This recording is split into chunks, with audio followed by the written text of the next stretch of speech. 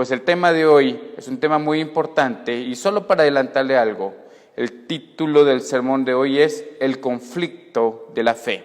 ¿De acuerdo? El conflicto de la fe. Y cual si fuera un título de un libro, es importante que entonces nos encomendemos al Señor. Acompáñenme en esta oración. Padre, venimos a buscar tu rostro nuevamente y a pedirte en el poderoso nombre de Jesucristo que tú uses tu palabra para beneficio de nosotros como lo has aclarado. Mi Dios, sabemos que tienes planes buenos a través de ella. Sabemos que hay un mensaje de vida, que hay un mensaje nuevo, Señor, para nosotros en tu palabra y queremos que nuestros espíritus, Señor, y nuestros corazones se pongan a disposición de lo que tú tienes que enseñarnos. Así que, Señor, hoy te pido que me bendigas, que me uses, que yo pueda ser solamente un instrumento de lo que tú vas a hacer en los corazones de mis hermanos y que cuando ellos escuchen esta palabra, Señor, seas tú hablándoles a su oído, hablándoles a su corazón y a su alma. Señor, esta palabra es tuya, tú tienes los derechos de autor y nosotros, con permiso tuyo, nos acercaremos a ella y la valoraremos, Señor, porque es palabra viva. En el poderoso nombre de Jesucristo, amén y amén. Muy bien, entonces le decía que estamos en el capítulo 1, versículo 12, y solo para tener un pequeño recuerdo de lo que sucedió anteriormente, vemos que en el capítulo 1, desde el versículo 1 al versículo 4, Habacuc le está haciendo preguntas a Dios respecto al por qué Dios ha permitido que el mal esté gobernando en Judá. Y hemos visto que es un diálogo entre el profeta Habacuc y Dios. Y entonces en el versículo 5 al versículo 11 vemos que la respuesta de Dios viene a Habacuc, ¿verdad? Habacuc le ora al Señor y automática, casi inmediatamente, Dios le responde a Habacuc. Y vimos la semana pasada que la respuesta que Dios le daba a Habacuc no era necesariamente la que él esperaba. Tal vez hasta cierto punto era una respuesta aún más trágica, aún más dura de lo que Habacuc podría estar esperando. Y eso es lo que vamos a ver en el día de hoy en los versículos que siguen del capítulo 1. Por eso, como le dije al principio, el sermón de hoy se titula El conflicto de la fe. ¿De acuerdo? El conflicto de la fe. Y déjeme iniciar con una pregunta que creo que la he respondido. La he respondido a lo largo de los estudios bíblicos que hemos tenido, que el Señor nos ha estado enseñando. Mi pregunta es, ¿qué es la fe? Y óigame esto, porque no le estoy preguntando qué es para usted la fe, o qué es para sus hijos la fe, o qué es para sus papás la fe, para sus hermanos, ¿qué es la fe? No estoy preguntando eso. Cada uno puede tener su concepto propio de fe, pero a la luz de la palabra, ¿qué es la fe? ¿Qué es la fe para el Señor? ¿Qué es la fe? Muchos me contestarán entonces versículos como este versículo que dice, perdón hermanos, se me fue, ¿verdad? No lo tengo apuntado. Este versículo que dice que la fe es la certeza de lo que se espera, la convicción de lo que no se ve, ¿verdad? Y yo les he explicado que eso no es fe. Así funciona la fe, como este versículo. Pero realmente, mis amados hermanos, si usted quiere entrar en un ambiente bíblico, realmente bíblico, de lo que Dios tiene para su iglesia, yo le puedo decir que fe es lo que nosotros creemos y aceptamos de la palabra de Dios, ¿sí? Cómo nosotros creemos la veracidad de la palabra de Dios, lo que ella nos enseña, eso es fe, ¿sí? Esa es la verdadera fe, lo que la palabra de Dios nos enseña. Por eso le he repetido muchas veces que la fe viene por el oír y el oír por la palabra del Señor. ¿Les recuerdo? La fe viene por el oír y el oír por la palabra de Dios. Habacuc nos recuerda algo muy importante en cuanto a la fe, y en el versículo 4 del capítulo 2 nos dice que el insolente no tiene el alma recta, pero el justo por la fe vivirá. Entonces, tomando en cuenta esto, aquí Habacuc no pone en duda la fe, pero sí entra en un conflicto su fe. Veamos. Lo primero que vamos a aprender el día de hoy es esto. Fe, hermanos, es reconocer a Dios y su proceder. Óigame este concepto que nos da Habacuc de la fe. Fe es reconocer a Dios y su proceder. Usted lo puede ver en el versículo 12. Habacuc acaba de escuchar la respuesta de Dios, y al escuchar la respuesta de Dios no le gusta, le parece muy dura, muy cruel, no era lo que él esperaba en sus tiempos de oración, y entonces Habacuc se acerca nuevamente a Dios y le dice lo siguiente, versículo 12. Tú, Señor, existes desde la eternidad. Tú, mi santo Dios, eres inmortal. Tú, Señor, los has puesto para hacer justicia. Tú, mi roca, los has puesto para ejecutar tu castigo. Obviamente está hablando de los caldeos, ¿verdad? Está hablando de cómo Dios escogió a los caldeos para hacer su justicia. Pero nos presenta el primer concepto que tiene Habacuc de Dios. Habacuc está reconociendo en este pasaje quién es Dios, cómo es Dios. Usted lo puede ver acá, por ejemplo, al principio le dice, tú, Señor, existes desde la eternidad. Es decir, que Habacuc está reconociendo, mis amados hermanos, la eternidad de Dios. Él sabe que uno de los atributos de Dios, por teología básica, puede creerlo usted, es que Él es eterno, ¿sí? Y no solo que es eterno, sino que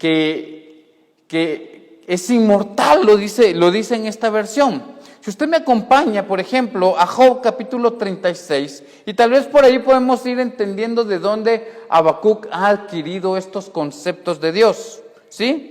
Los conceptos que Habacuc ha adquirido de Dios, por ejemplo, Job capítulo 36, versículo 26, dice, he aquí, Dios es exaltado, y no le conocemos, el número de sus años es inescrutable. ¿Qué quiere decir eso? No llegamos a reconocer ni a contar el número de años de Dios, porque no pertenecen a un número humano. Es más, tal vez podríamos decir, no existe un número para saber cuántos años tiene Dios. Algunos hoy en día tienen ese conflicto.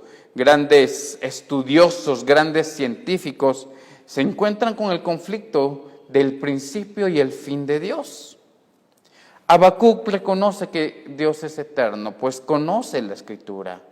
Por ejemplo, Salmos. En Salmos capítulo 89, 2 vemos lo que el salmista dice. Yo no dudo que fácilmente Habacuc, por la educación que tenía un judío, conocía este tipo de versículos que estamos leyendo.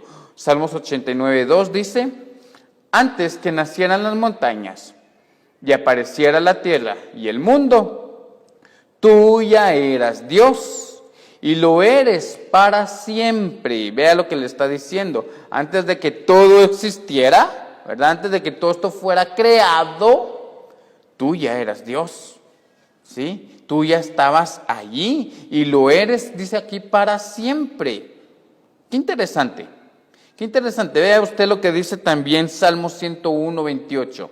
Salmo 101, 28 dice, tú eres el mismo y tus días no tienen fin. Los salmistas, el escritor de Job, habían reconocido la eternidad de Dios.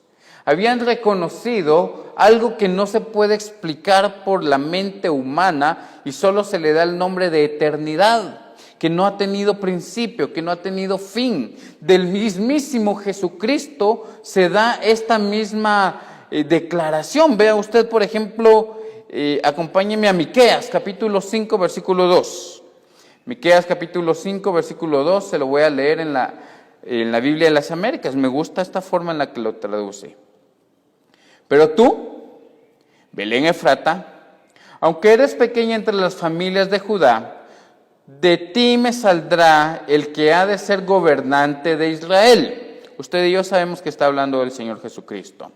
Dice, y sus orígenes son desde tiempos antiguos, desde los días, oiga esto, de la eternidad. Esta es una forma en la que podemos evidenciar que Jesucristo es Dios. Que Jesucristo es Dios hecho hombre, porque Jesucristo, dice acá el profeta Miqueas, que sus orígenes vienen de los tiempos antiguos, dice, desde los días de la eternidad. Y su reino no tendrá fin, dice el profeta. Jesucristo mismo se lo aclara más adelante a Juan en Apocalipsis capítulo 1, vea usted, versículo 8, dice, yo soy el alfa y el omega. ¿Qué significa eso? Yo soy el alfa y omega. Alfa es principio, omega es fin. Dice el Señor Dios, el que es, el que era y el que ha de venir, el Todopoderoso. Eso está encerrando algo muy importante, y es que Dios no está sujeto al tiempo, como usted y como yo, que tenemos pasado, que tenemos presente, que tenemos futuro, y estamos sujetos a la hora, estamos sujetos al horario, al sol, a las estaciones. Jesucristo dice que Él no está sujeto a todo eso, porque Él era, es y será siempre Alfa y Omega.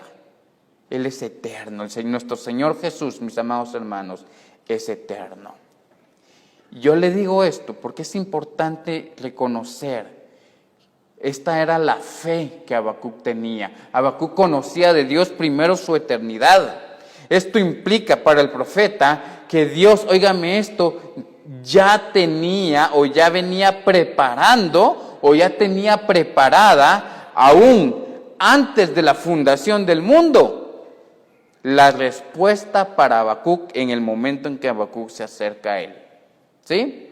Esto es lo que puede llegar a entender Habacuc. Bueno, Señor, tú eres eterno. Eso quiere decir que lo que está sucediendo aquí en Judá y lo que va a suceder con los caldeos, tú lo vienes preparando o incluso ya lo tenías pensado, ya lo tenías preparado desde mucho tiempo antes. No solo reconoce su eternidad, también reconoce su santidad. Ahí lo dice el versículo 12, ¿verdad? Tú, mi santo Dios, eres inmortal.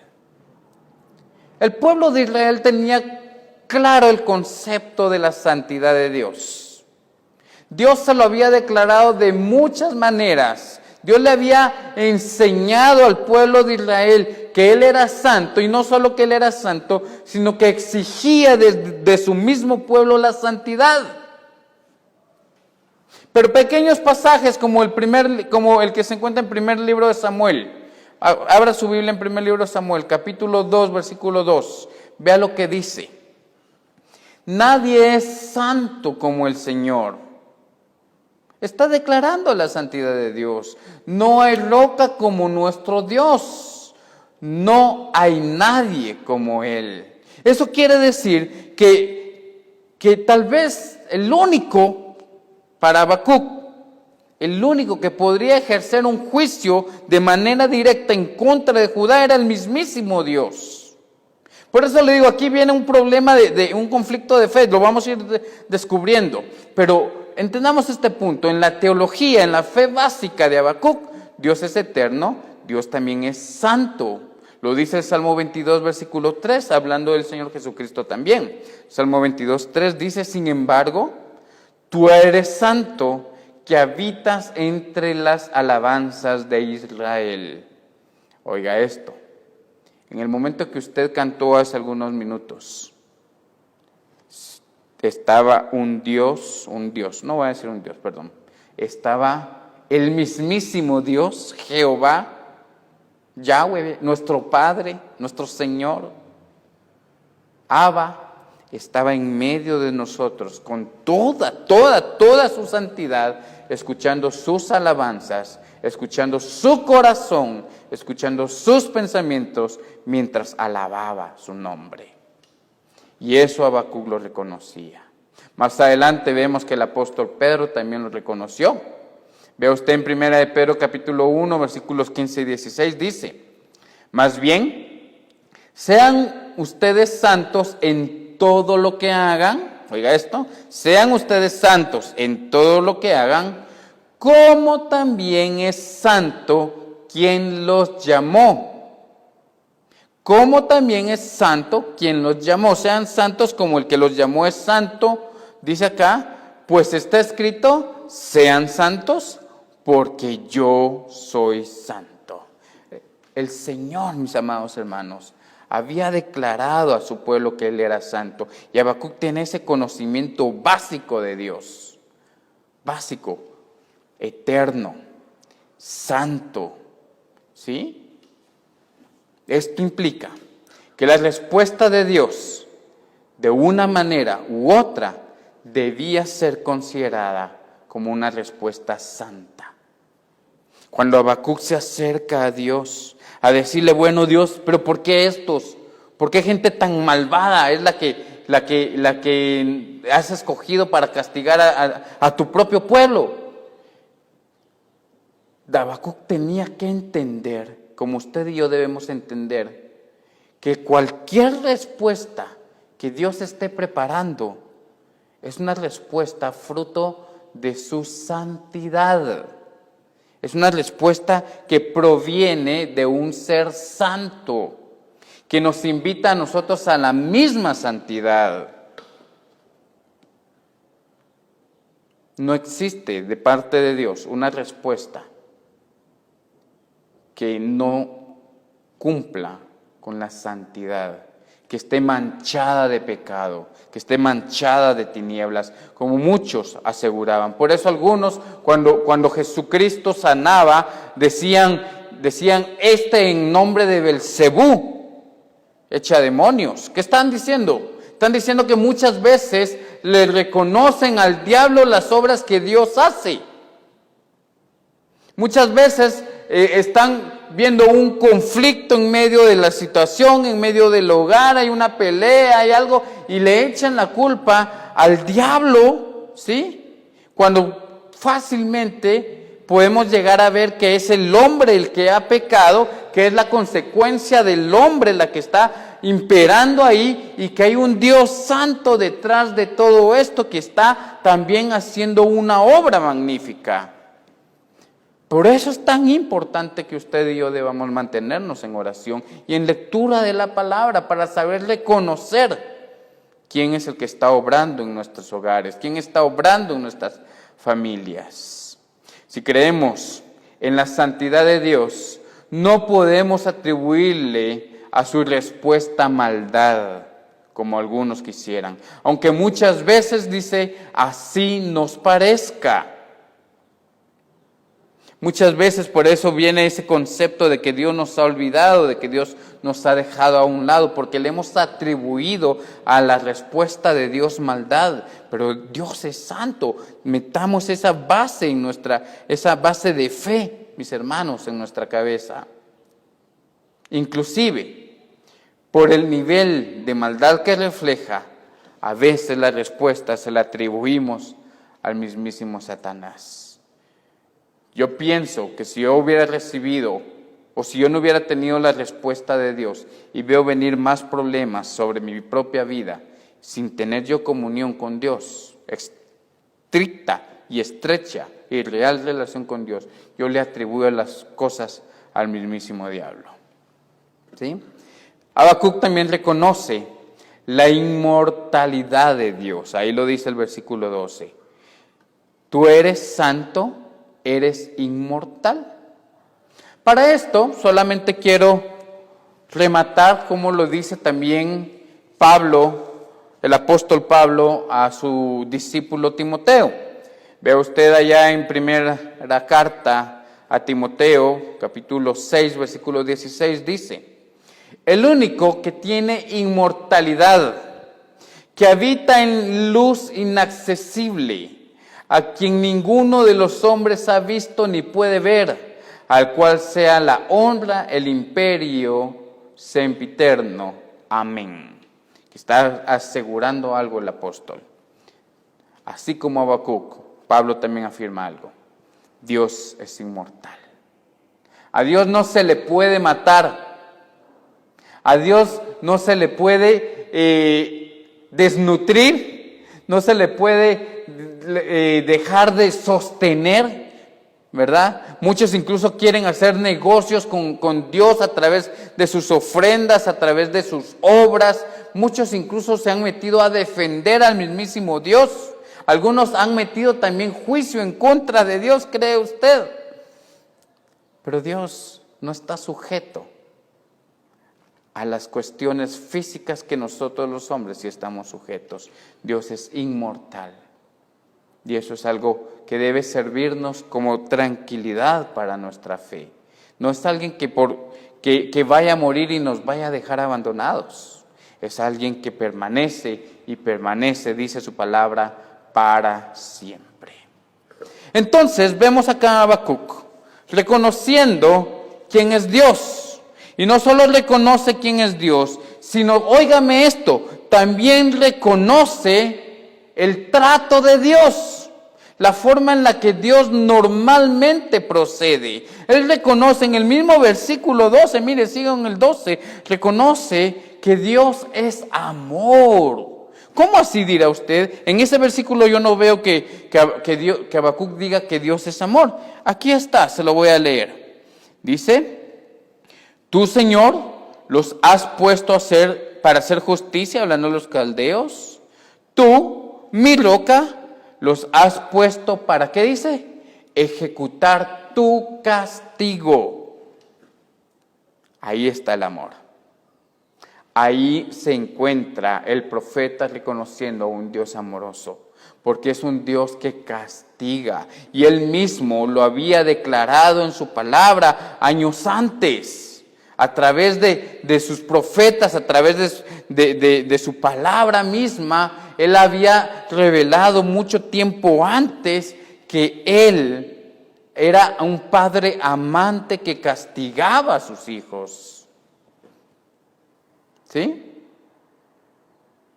Al profeta le parece que el remedio del mal para Judá es aún peor que el mal que la misma Judá comete. Él dice: no, parece que el remedio está más duro, ¿verdad? Parece que la inyección está más dura que la misma enfermedad.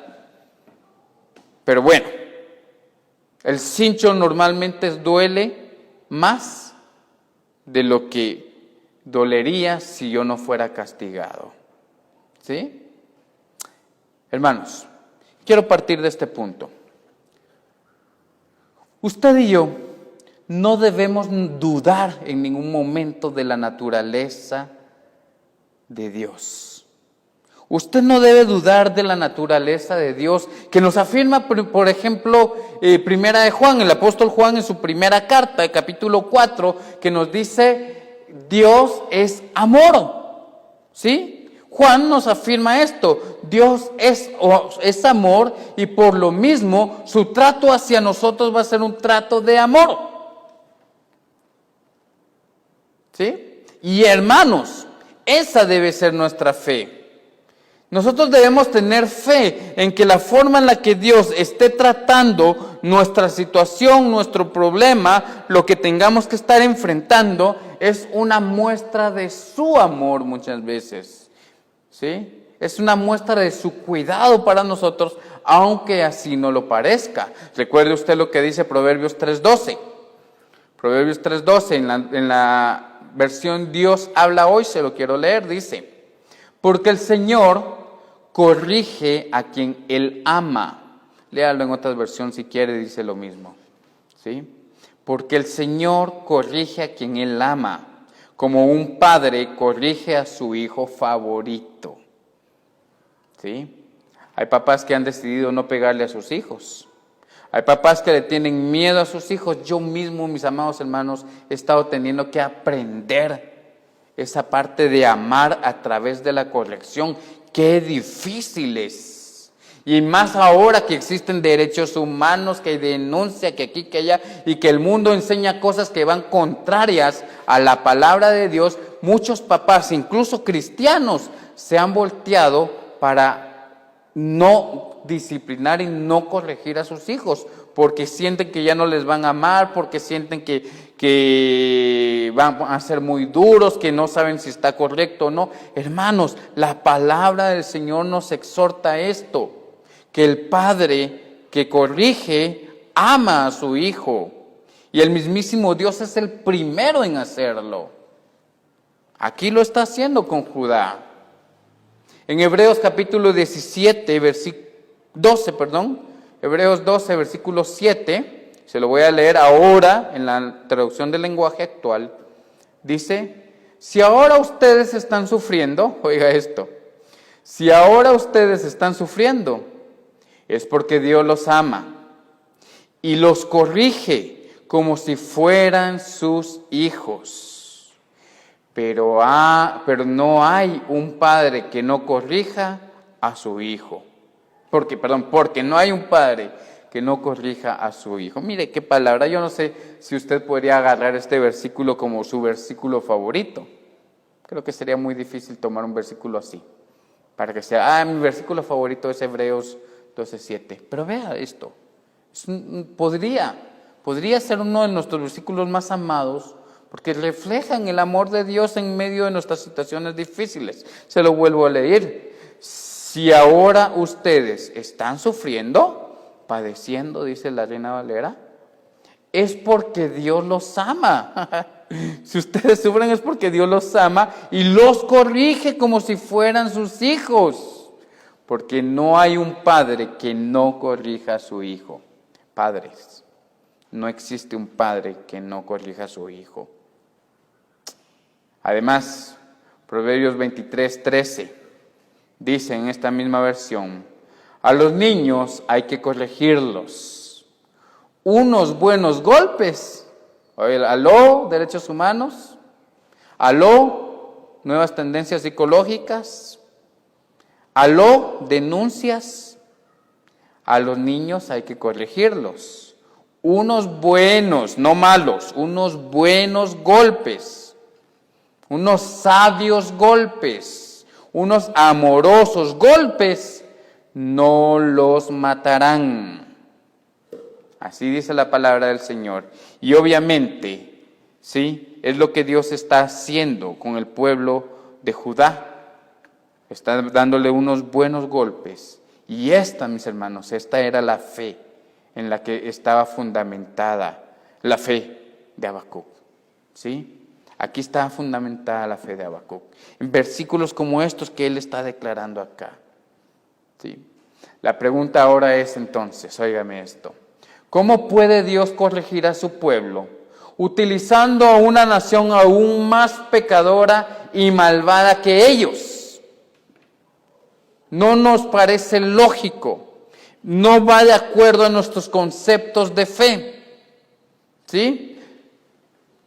Esto, hermanos, visto desde la perspectiva del hombre, todo esto que está sucediendo, visto desde la perspectiva del hombre, definitivamente puede hacernos caer de la fe, puede hacer que nuestra fe entre en un conflicto. No va de acuerdo, lo que estás pasando en este momento no va de acuerdo a lo que yo he creído y aprendido de Dios. La fe entra en conflicto. Por eso es importante, mis hermanos, reconocer a Dios, su proceder, su forma de actuar. Es importante adquirir la perspectiva divina de las cosas. no ver lo que está sucediendo desde el ojo humano, desde el ojo del hombre, donde lo más que vamos a recibir son consejos de hombres, y aprender a ver las cosas como los hombres, ver la situación como los hombres y resolverla como los hombres. Habacuc fue invitado a ver las cosas un poquito más allá, más arriba. ¿Está sucediendo lo mismo que si lo vieras abajo o está sucediendo aquí arriba? Solo que aquí tienes una mejor perspectiva de lo que está pasando en tu vida, de lo que está pasando con tu pueblo, de lo que está pasando con tu familia. ¿Sí? Es importante, mis hermanos, cambiar nuestra perspectiva de las cosas a la perspectiva de Dios. Entonces viene el versículo 13. ¿Sí? El versículo 13, yo le he puesto un título. Si usted apunta ya a la par del versículo o en donde está anotando, apunte esto: tratando de explicar lo inexplicable. ¿Sí? Tratando de explicar lo inexplicable. Viene entonces el profeta Habacuc y le dice: son tan puros tus ojos que no puedes ver el mal. Está reconociendo la pureza de Dios.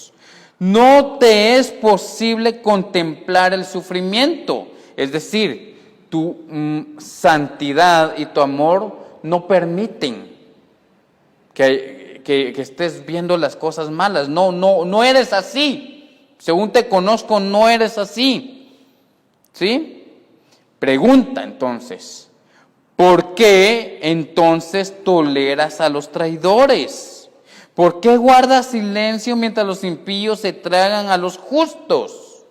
Y viene nuevamente Habacuc con este gran conflicto en su fe. ¿Sí? Él pareciera en este versículo que está cuestionando a Dios porque sus actos, los actos de Dios, no parecen concordar con lo que Dios es. ¿Sí?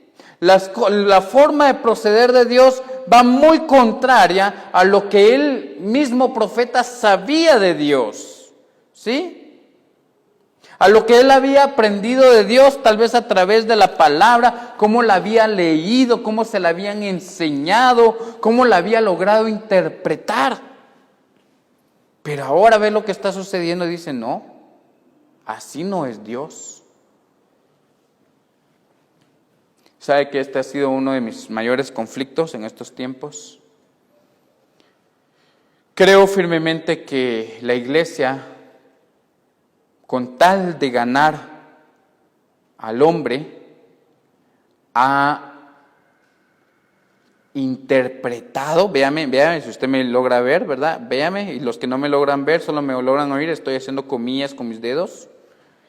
Ha intentado interpretar la palabra de Dios a favor de sí mismos, a favor de la misma iglesia, a favor de consentir al hombre. Tal vez por eso este libro es muy poco predicado, excepto los últimos versículos. Porque nos enseña algo diferente. Nos enseña que muchas veces nuestra interpretación es más religiosa que espiritual. Muchas veces nuestra forma de acercarnos a la palabra de Dios es más denominacional que relacional con Dios. ¿Qué es lo que sabe Dios, Habacuc, de Dios en el versículo 13? Sabe que es puro. Sabe que Él no puede contemplar el sufrimiento. Sabe nuevamente que Él es amor, que no soporta la maldad, que no acepta el pecado, aborrece. Tan aborrecible es el pecado que rompió su relación con el hombre. Ahora, ante lo que es Dios, óigame esto, Habacuc no se logra explicar por qué Dios va a usar a los caldeos como instrumento de justicia. Es inexplicable para él. ¿Cómo, Señor, vas a utilizar un pueblo más injusto para aplicar tu justicia? Quien es el único capaz de aplicar tu justicia, Señor, eres tú mismo. ¿Por qué utilizar instrumentos paganos? ¿Por qué utilizar instrumentos de mal para enseñarnos a nosotros el bien? ¿No le parece un poco extraño esto? ¿No le parece un poco chocante? Porque a mí sí, es inexplicable. ¿Sí? Es inexplicable. Y Dios se lo había dicho allá en el versículo 4. En el versículo 5, lo que voy a hacer no lo van a lograr entender. No van a encontrar palabras para saber qué es lo que yo estoy haciendo. Esto, mis hermanos, esta es la pregunta que mantenía el pueblo de Israel y que chocaba con su misma fe. Vea esta pregunta que se hacía normalmente el pueblo de Israel. ¿Por qué parece que el mal florece sin que Dios, que es justo y santo, haga algo para acabarlo? Así veían los israelitas, así veía Judá, ¿verdad? Adoraban a sus dioses y adoraban también a Dios. Había un sincretismo religioso, también había relativismo social. Eran buenos con los pobres, pero también se aprovechaban de los pobres. Apoyaban algunas cosas, pero también a la vuelta las dejaban de apoyar. Y en medio de su vida moral, vamos a llamarlo así, ven que Dios está procediendo. No ven que Dios está procediendo. Ven que el mal está floreciendo y se preguntan, ¿y Dios? ¿Qué pasó? ¿Qué pasó con Dios? Va muy en contra de lo que Él ha enseñado en su palabra. Estaban juzgando tal vez la situación, aunque aún no se habían dado cuenta que gran parte de esa situación eran ellos mismos. Habacuc no se logra explicar por qué Dios, vea en su Biblia, Habacuc no se logra explicar por qué Dios tolera a los traidores. No se logra explicar por qué Dios guarda silencio. ¿Por qué Dios no dice nada? Es más, pareciera que el único que denuncia es Habacuc, porque él está hablando. Y Dios sigue callado. Quien debería denunciar es Dios, pareciera acá. Pero es el profeta el que está denunciando el mal. Y se lo está diciendo a Dios. Vea usted Biblia. ¿Por qué guarda silencio? Yo no estoy guardando silencio, Dios, le dice Habacuc. Mientras los impíos se traen, ¿por qué Dios permite que el impío se aproveche del justo? ¿No le parece que son preguntas que hoy en día siguen surgiendo en medio de nosotros? Yo sé que usted ha enfrentado esto.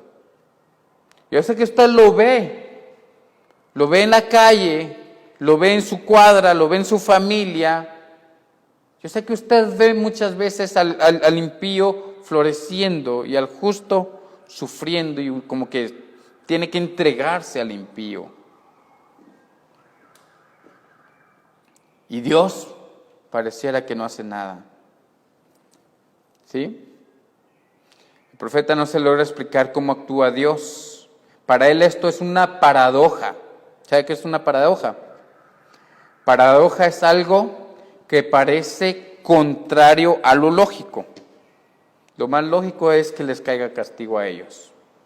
Me parece paradójico que ellos sean los que nos vengan a castigar a nosotros. Pero debemos recordar, mis amados hermanos, como les decía, que todo tiene un propósito divino, ¿sí? Todo tiene un propósito divino. El castigo no es malo, como lo hemos aclarado. El castigo tiene propósitos buenos. Por eso es importante que nosotros apliquemos castigo, que apliquemos disciplina y que nos gocemos cuando el Señor a nosotros nos aplique castigo, cuando nos aplique disciplina, porque nos está corrigiendo. Dice Proverbios capítulo 29, versículo 15. Vea usted. Vamos a buscar Proverbios 29, 15. Vamos a pegar aquí. Vea, estoy usando la versión de las Américas.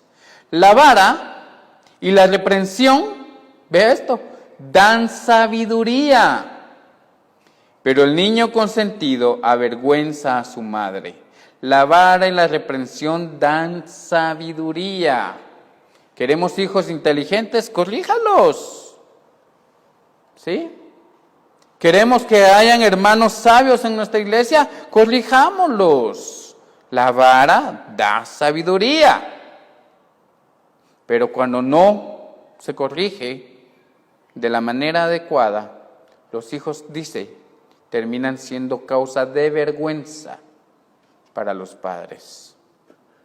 Juan 16:33 dice: estas cosas os he hablado para que en mí tengáis paz. Vea esto: en el mundo tendréis tribulación, pero confiad, yo he vencido al mundo. Mire cómo está esto. Otra vez, Juan 16:33. Les escribo estas cosas con un propósito. ¿Cuál es mi propósito? Que tengan paz. Oigan esto. Yo quiero que tengan paz. En el mundo van a tener aflicción. ¿Les da paz? ¿Les da paz eso? No se preocupen. Yo ya vencí al mundo. ¿Sí? Jesucristo nos anuncia que la tribulación muchas veces es el proceso de la paz. Muchas veces la tribulación que Él permite que vivamos es el camino para verle actuar, para verle obrar, y tenemos que vivir en esa paz de que cualquier situación que estamos enfrentando nos lleva a la victoria del Señor Jesucristo sobre nuestras vidas. Hermanos, escribí esto. Si no entendemos esto, cuando enfrentamos problemas, nuestra fe definitivamente entrará en un grave conflicto. Si nosotros no llegamos a entender lo que Dios nos está enseñando en su palabra en cuanto a los conflictos, en cuanto al sufrimiento, en cuanto al castigo, en cuanto a la vara para nuestras vidas, para la vida de nuestras familias, si nosotros no llegamos a entender esto o a verlo desde la perspectiva divina, yo no dudo que su espíritu empiece a tambalear, a bajar, su fe empezará a decaer, empezará a alejarse de las cosas de Dios, empezará a alejarse de su casa, de su palabra, de su presencia, ya no participará en los anillos de oración, ya no se apuntará para ir al culto, lo dejará a última hora porque si cacho. ¿Por qué? Porque fácilmente su fe empezó a tambalear porque no logró aguantar los embates de esta vida.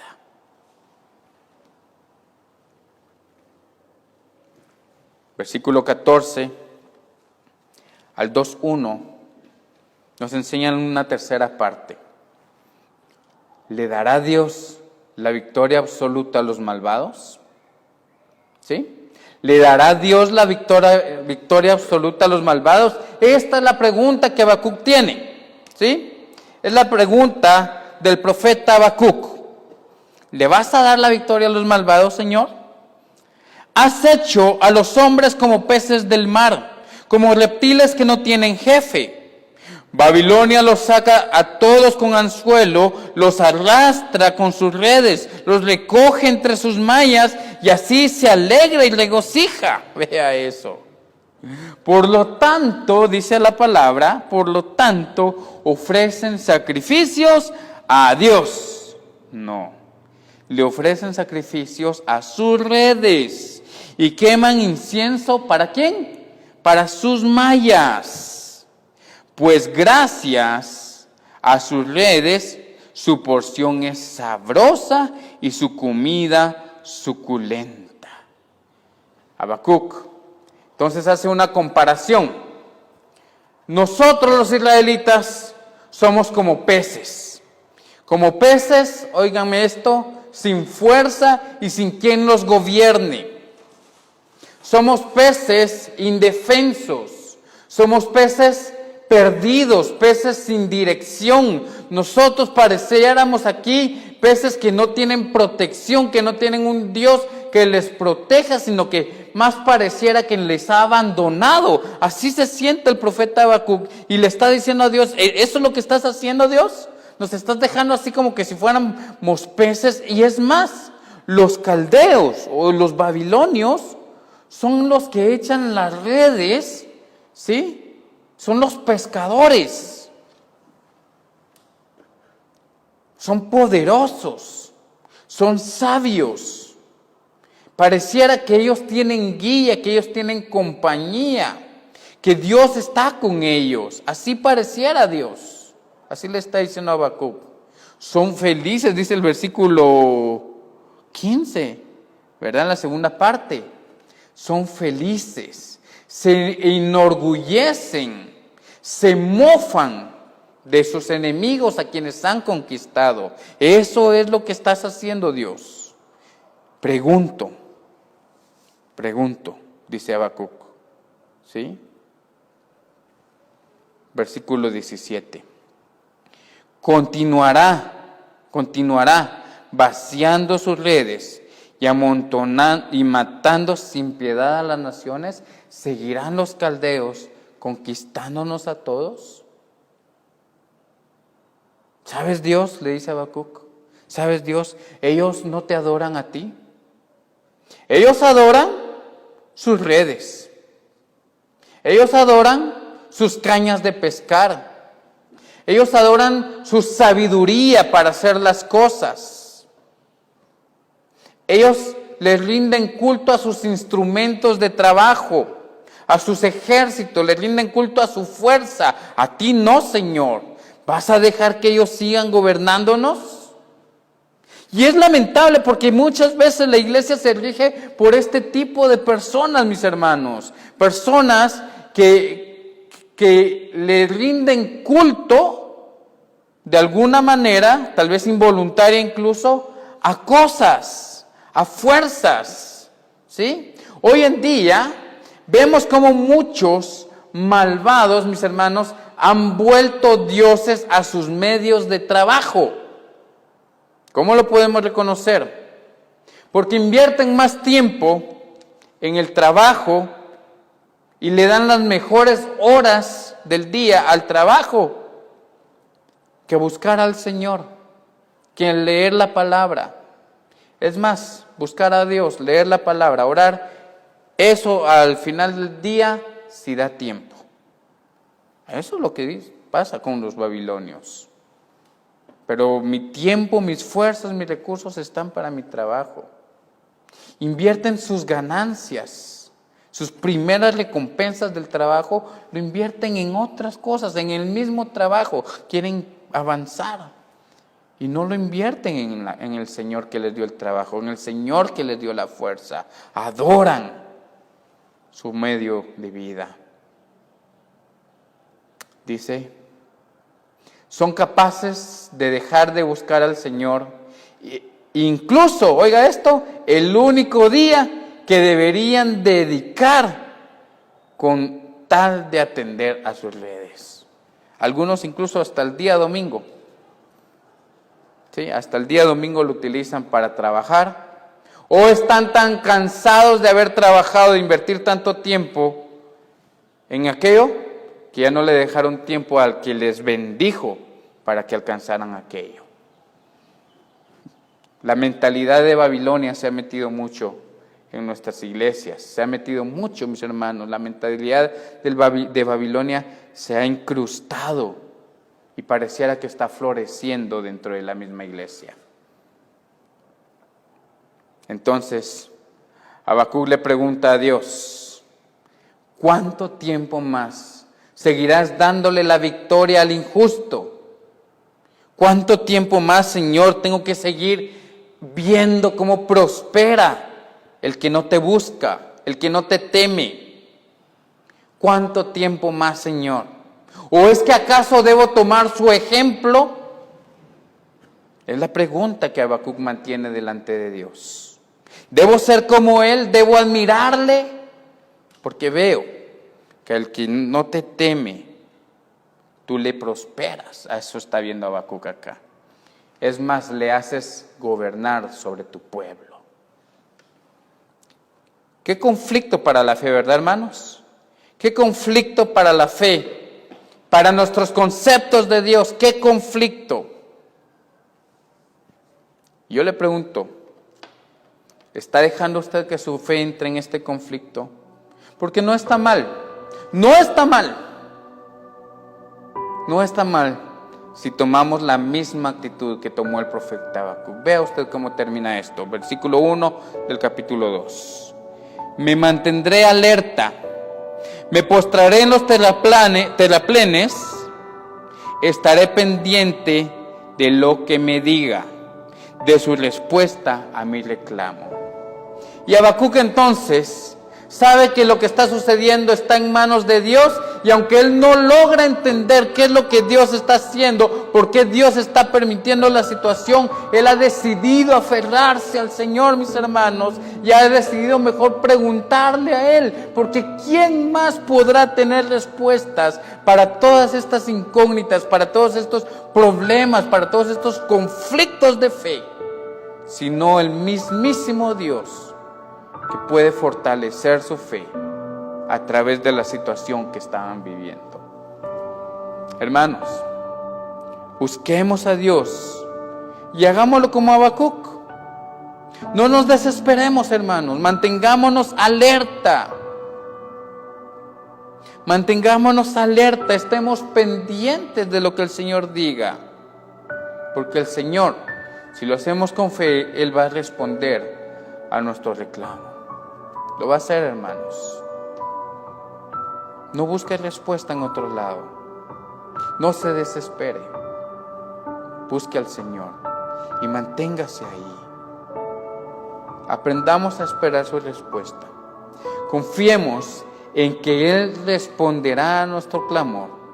Y hermanos, no dejemos que nuestra ignorancia de la palabra de Dios y nuestra desesperación por las cosas que vivamos hagan que nuestra fe entre en conflicto. ¿De acuerdo? Les repito esta. Cierre sus ojos y óigala nuevamente. Hermano, hermana, no dejemos que nuestra falta de conocimiento de la palabra de Dios y nuestra desesperación por las situaciones que estamos viviendo, no dejemos que estas dos cosas hagan que nuestra fe entre en conflicto. Mejor busquemos a Dios y mantengámonos firmes, pendientes de su respuesta. Que Dios les bendiga, mis hermanos.